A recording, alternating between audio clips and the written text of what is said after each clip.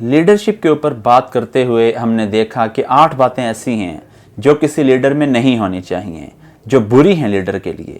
ان میں سب سے پہلی بات یہ تھی کہ تکبر اس کے اندر نہیں ہونا چاہیے، ایروگنس نہیں ہونی چاہیے۔ جو تکبر کرتا ہے اس کا مطلب وہ اللہ کی بندگی سے باہر جانے کی کوشش کرتا ہے۔ سامعین، تکبر کو اللہ کی چادر کہا جاتا ہے، اور جب کسی ہستی کی چادر کو کھینچا جاتا ہے تو وہ غضبناک ہو جاتا ہے۔ اللہ رب العزت نے بار بار یہ سمجھایا کہ تکبر سے دور رہنا چاہیے۔ یہ ایروگنس کبھی بھی لیڈر کو بڑا لیڈر نہیں بناتی۔ جس شخص کے اندر یہ ہو، وہ شخصیت کے اندر سے ایک بدبو آتی ہے، جس کے بعد لوگ اور قافلہ اس سے چھٹنا شروع ہو جاتا ہے۔ تکبر کس کس چیز کا ہو سکتا ہے؟ تکبر علم کا ہو سکتا ہے، تکبر عبادت کا ہو سکتا ہے، تکبر مال کا ہو سکتا ہے، تکبر حسب اور نسب کا ہو سکتا ہے، تکبر عہدہ اور منصب کا ہو سکتا ہے، تکبر کامیابیوں کا ہو سکتا ہے، تکبر حسن اور جمال کا ہو سکتا ہے، اور تکبر طاقت اور اقتدار کا ہو سکتا ہے۔ بسا اوقات انسان یہ سمجھ رہا ہوتا ہے کہ اس کے اندر ان میں سے کسی طرح کا تکبر موجود نہیں ہے، لیکن حقیقت میں اندر کچھ نہ کچھ تھوڑے تھوڑے متکبر رویے پائے جاتے ہیں۔ براہیمی نظر پیدا مگر مشکل سے ہوتی ہے، ہوس چھپ چھپ کے سینوں میں بنا لیتی ہے تصویریں۔ یہ جو علم کا تکبر ہے بڑا ہی خطرناک ہے۔ یہ عالم کو جہنم کے گڑھے تک لے کے چلا جاتا ہے۔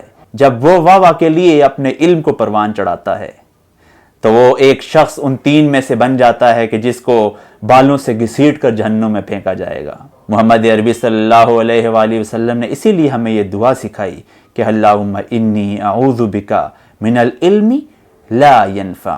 اے اللہ ہمیں ایسے علم سے بچا کہ جس کا نفع نہ ہو، جو نفع بخش علم نہ ہو۔ عبادت کا تکبر کہ میں تو بڑا اللہ کا عبادت گزار ہوں۔ دیکھیے یہ ایسی نیک صفت چیزیں ہیں جو آپ کے اندر اگر غرور اور تکبر پیدا کر دیں، آپ کو اپنے آپ کو بڑا سمجھنے کی، ایک فوقیت والی اور برتری والی ہستی ثابت کرنے کی جب کوشش کریں آپ خود کو، تو اس طرح کی صورتحال میں یہ بڑی نقصان دہ چیزیں ہیں۔ اس عبادت کے بارے میں بھی ہمیں محمد عربی نے یہ دعا سکھائی کہ اللہم اعنی علی ذکرک و شکرک و حسن عبادتک۔ یا اللہ مجھے ایک شاندار ذکر کرنے والا، خوبصورت عبادت گزار بندہ بنا کہ جس کے اندر تکبر اور فخر موجود نہ ہو، بلکہ صرف شکر کا جذبہ حاوی ہو۔ ملے خاک میں اہل شاں کیسے کیسے، مکی ہو گئے لامکاں کیسے کیسے، مٹے نامیوں کے نشاں کیسے کیسے، زمیں کھا گئی آسماں کیسے کیسے۔ حسب نسب کے بنیاد پر تکبر۔ دیکھیے ہم یہ جانتے ہیں کہ محمد عربی صلی اللہ علیہ وآلہ وسلم نے خطبہ حجۃ الوداع، جو عالم انسان کے لیے اخلاقیات کا بہترین پیغام تھا، اس میں ہمیں سمجھا دیا گیا کہ حسب نسب کے بنیاد پر فضیلت نہیں ہے۔ فضیلت اگر ہے تو تقوی کی بنیاد پر ہے، اللہ کے تعلق کی بنیاد پر ہے۔ اگر حسب نسب پر اترانے والا ہے تو وہ اپنے ساتھیوں کو مرتا دیکھ لے۔ جتنے بڑے نسب کا آدمی ہے وہ بھی من مٹی کے نیچے چلا جاتا ہے۔ نہ کر بندیا تیری میری، نہ میری نہ تیری، 4 دنہ دی زندگی بھولیا پھر مٹی دی ٹیری۔ عہدہ اور منصب کا تکبر۔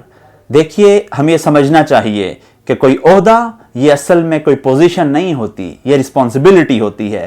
یہ ان ایکشنز کا نام ہے جو رسپانسبلٹی کے اگینسٹ ہم کرتے ہیں۔ کوئی شخص اگر اپنے عہدے کو ذمہ داری نہیں سمجھتا تو پھر اس کے اندر تکبر کا جن گھس جاتا ہے، اور پھر وہ اسے وہ کروا بیٹھتا ہے جو کہ انسانیت جس کا ذکر کرتے بھی شرماتی ہے۔ لیکن جنہوں نے اپنے عہدے کو اللہ رب العزت کی عطا سمجھا، جنہوں نے اس کو ایک ذمہ داری سمجھا اور پھر اس کے مطابق ایکشنز کیے، ان کو پھر دنیا ہمیشہ یاد رکھتی ہے۔ یہ کامیابیاں، ان کا بھی تکبر انسان کو، میں نے فلاں کامیابی حاصل کر لی، میں تو اتنا شاندار ہو گیا۔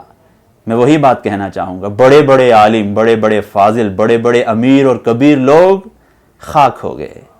عارضی کامیابیاں، یہ دنیاوی کامیابیاں، یہ کوئی فخر کرنے اور اترانے کی چیز نہیں ہیں، بلکہ یہ تو اللہ کی عطا ہے جس کو پھر اس کے مطابق استعمال کرنے کی ضرورت ہے۔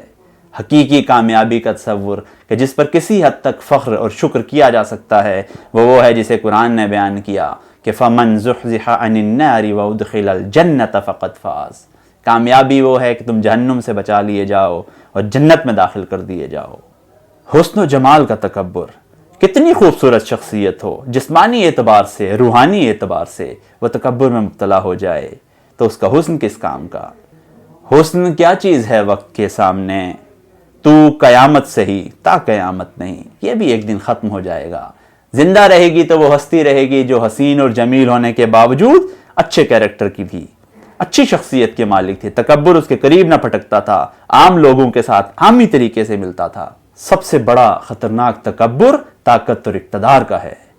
طاقت میں انسان بیگانہ ہو جاتا ہے، وہ انسانیت سے گر جاتا ہے، وہ انسانوں کو انسان نہیں سمجھتا۔ چھوٹے سے چھوٹی طاقت، عہدہ اور اقتدار مل جائے، اس کی چال ڈھال بدل جاتی ہے۔